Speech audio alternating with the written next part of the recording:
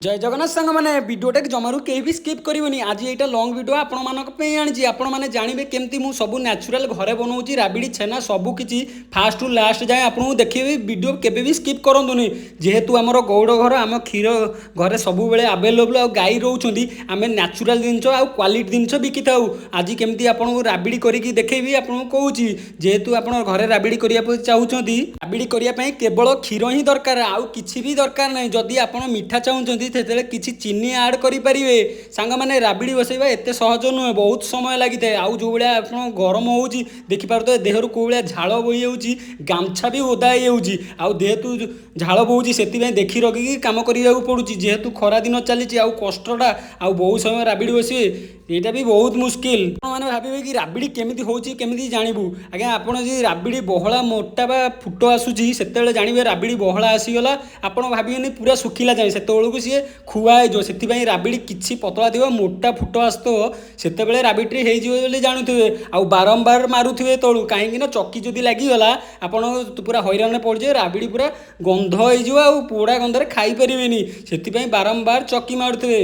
भाई जो बेले गरम हो निहाती भाव जापर आ राबिड़ी घंटा घंटा धरिक बसवाटा ठीक संभवकर कथा नुहे तथापि आम ए बसई करूँ जेहेतु आम वृत्ति छेना राबिड़ी पनीर सबकि आम दुकान को जाऊँगी आम निहाती भाव आपको वीडियो देखा आप निहाती भाव फुल वीडियोटी देखूँ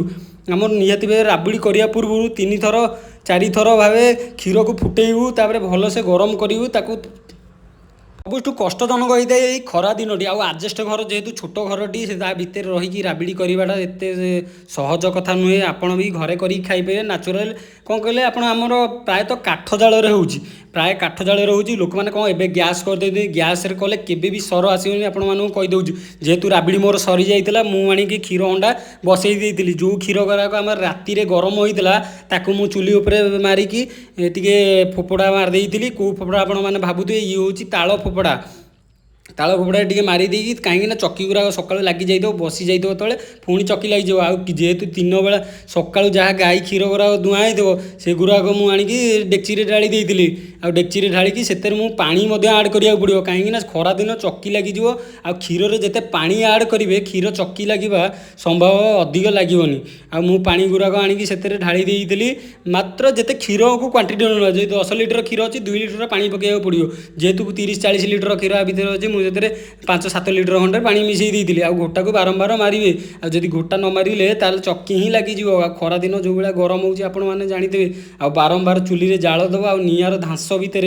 केते जे दुखजनक कष्टजनक जी करी आज्ञा सी जानी आपण मैंने जदि मो फुल वीडियोटी देखुं आपण निहाती भाव धन्यवाद देवी ये जो फोपड़ाटी आपण मैंने देखुं ये हूँ ताल फोपड़ा एतर जमा जो चकी लगे जो कंचा थाल फोपड़ा आणिकी छेचिकी तलटा पूरा सामान हो जाए आ हंडार लुहा खड़िका मारिबा भी सठिक नुहे हंडा चकी पूरा छाड़ी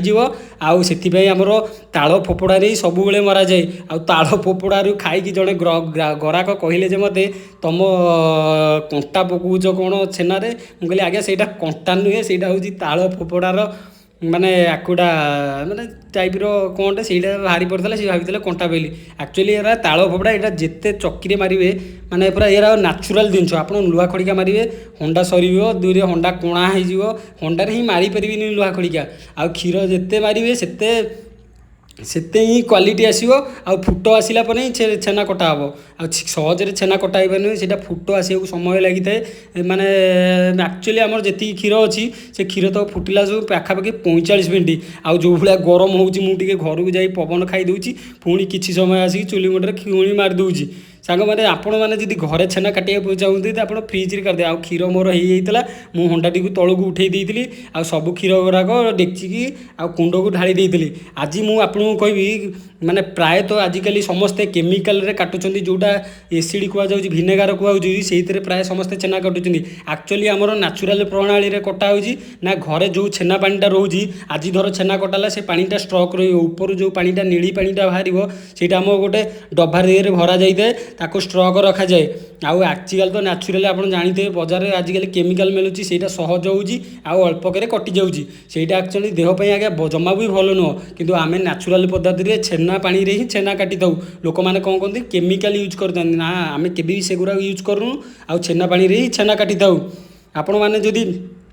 ଛେନା କଟାକୁ କାଟିବା ପାଇଁ ଚାହୁଁଛନ୍ତି ଆଗୁଆ କ୍ଷୀର ଟିକେ ଫୁଟେଇ ଦିଅନ୍ତୁ, ତାପରେ ତଳକୁ ଓହ୍ଲେଇକି ଆଣନ୍ତୁ, ତାପରେ ଧୀରେ ଧୀରେ ହିଁ ପାଣି ଦିଅନ୍ତୁ। ଆପଣ ଭାବୁଥିବେ ଜୋରରେ ଢାଳିଦେବେ ପାଣି, ନା ଯେତିକି ଆପଣ ମାନେ ପକେଇଲେ ଗୋଟେ ସସ୍ପେନ୍ ପାଣି ପକେଇଲେ ତାପରେ ଧୀରେ ଧୀରେ ହିଁ କାଟିବେ। ଅଧିକ ଜୋରରେ ଯଦି କାଟିଦେବେ ପାଣି ଦେଇ ଦେଉଛନ୍ତି ସେଇଟା ଖଟା ହେଇଯିବ। ଯେତେବେଳେ ଆପଣ ଘାଣ୍ଟି ଘାଣ୍ଟି ଦେଖିବେ କଲର୍ ତାର ଚେଞ୍ଜ ହେଉଛି, ନୀଳ କଲର୍ ଆସୁଛି, ତାହେଲେ ଆପଣ ଜାଣିବେ ଯେ ସେତେବେଳେ